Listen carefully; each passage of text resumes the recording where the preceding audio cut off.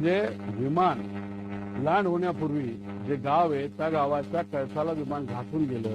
म्हणजे 1 मिनिट जो ट्रान्सपॉन्डर बंद झाला होता शेवटचा, जे सॅटेलाइटचे कनेक्शन आहे मुद्दामून तोडण्यात आलं होतं ट्रान्सपॉन्डर बंद करून, असं आमचं मत आहे. याच्यामध्ये नॉर्मली एमिंग पॉइंट हा पुढे असतो, त्यानंतर मग सेंट्रल लाईन बघितली जाते, लँडिंग डेझिग्नेटर असतो, थ्रेशोल्ड. याच्यावर लँड करायचं नसतं, याच्या पुढेच लँड करावं लागतं.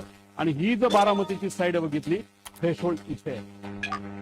आता 1 मिनिट जे ट्रान्सपॉन्डर बंद केला तर त्याचा जर आपल्याकडे डेटा आला असता तर हे बंद पडलं विमान असं आपल्याला जे दिसतं ते जर झालं नसतं तरी आमचं असं मत आहे की हे विमान इथं येऊन धडकलं असतं. मग कदाचित असं होतं का की इंटेन्शनच होतं विमान लँड करायचं ना, क्रॅश करायचं.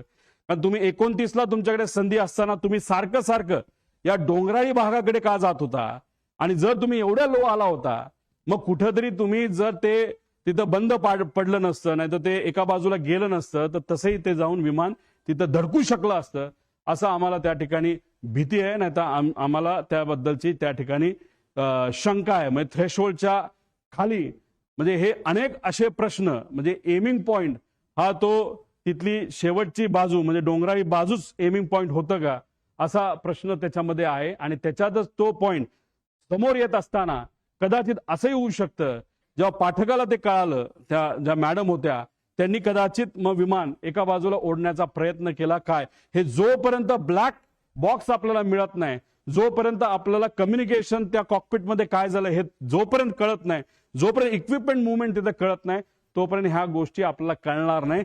त्यामुळे ह्या गोष्टींकडे खऱ्या अर्थाने लक्ष देण्याची जरूरत आहे. पुढे आता ह्याच्यामध्ये आपण जर बघितलं तर तुम्ही सुद्धा गाडी चालवत बाहेर जावा, एखादं कुत्र मध्ये आलं, माणूस मध्ये आला आणि तुम्हाला माहिती आहे आता तुमचा ऍक्सिडेंट होणार आहे, कितीही तुम्ही शांत असला तरी तुम्ही एखादी शिवी द्याल, तुम्ही चिडाल, तुम्ही त्या रागवून बघाल, काहीतरी तुम्ही कराल. आता याच्यामध्ये आपल्यासारखं म्हणजे सामान्य लोकांसारखं कुणी रिॲक्ट केलं, जेव्हा 8:43:55 फील्ड इन साईड जेव्हा पाठक मॅडम त्या ठिकाणी बोलल्या, तेव्हा तिथं 8:44:13 म्हणजे जेव्हा ते टिल्ट झालं तेव्हा मॅडम म्हणाल्या होत्या ओ शिट ओ शिट. हे त्यांचं रिॲक्शन आहे, हे त्या मॅडमचं रिॲक्शन आहे, को पायलटचं रिॲक्शन आहे.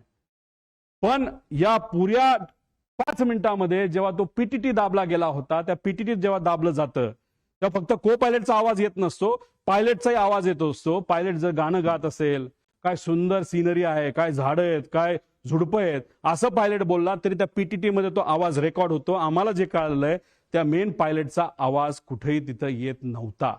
मग पायलट झोपला होता का डोज ऑफ झाला होता का वेगळंच काहीतरी झालं होतं का मुद्दामून त्याच्या मनामध्ये एक निश्चय त्याचा होता की आता आपल्याला हे विमान काही झालं तरी जमिनीवर त्या ठिकाणी घेऊन जायचं आणि ऍक्सिडेंटच घडवायचा, असे अनेक प्रश्न निर्माण होतात. त्यामुळे ब्लॅक बॉक्स मधून माहिती आणणं हे महत्वाचं आहे. ही नॅचरल रिॲक्शन होती, ओ शिट ओ शिट. तिथं मेडे मेडे बोलावं लागतं, पण मेडे मेडे बोलण्याची सुद्धा मानसिकता त्या मॅडमची नव्हती. का? कारण का त्यांना या गोष्टीचं कदाचित काहीच माहित नव्हतं. जेव्हा विमान हाताबाहेर गेलं, नाहीतर तिथं एक सर्किट ब्रेकर नावाचा एक बटन असतं, ते जर बटन बंद केलं तर विमानाच्या सगळ्या गोष्टी बंद होतात आणि विमान ज्या पद्धतीने एखादी बाटली आपण असं फेकू त्या पद्धतीने ते तिथं पडतं, जे तिथं पडताना आपण सगळ्यांनी बघितलेलं आहे.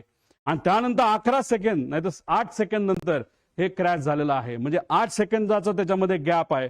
बटन जेव्हा शिफ्ट केलं गेलं तेव्हाच त्या पाठक मॅडमला, ज्या तज्ज्ञ होत्या पायलटच्या, आणि एक गोष्ट तुम्ही समजून घ्या, माझ्या माहितीनुसार हे क्रॉस व्हेरीफाय करावं लागेल, हे कपूर 16,000 तास दिसत असले तरी पाठक मॅडम ज्या 1600 तासाचं त्यांचं फ्लाइंग आहे ते फक्त लेअर जेटवर झालं होतं. आणि हे जे आहे आपले कपूर यांचं फ्लाइंग हे वेगळ्या वेगळ्या विमानात झालं होतं. त्यांचा अनुभव कदाचित लेअर जेटवर त्या पाठक मॅडम पेक्षा कमी होता. आणि ते कॅप्टन इन कमांड जेव्हा कमर्शियल एअरलाईन मध्ये होते तेव्हा कॅप्टन इन कमांड ते नव्हते. नजीकच्याच काळामध्ये कॅप्टन इन कमांड ते झाले होते, असं कुठेतरी शंका, नाही तर काही प्रमाणात काही लोकांकडून माहिती आम्हाला आलेली आहे, त्याची माहिती घेऊन त्या डिटेलमध्ये जाणं हे अतिशय महत्वाचं आहे.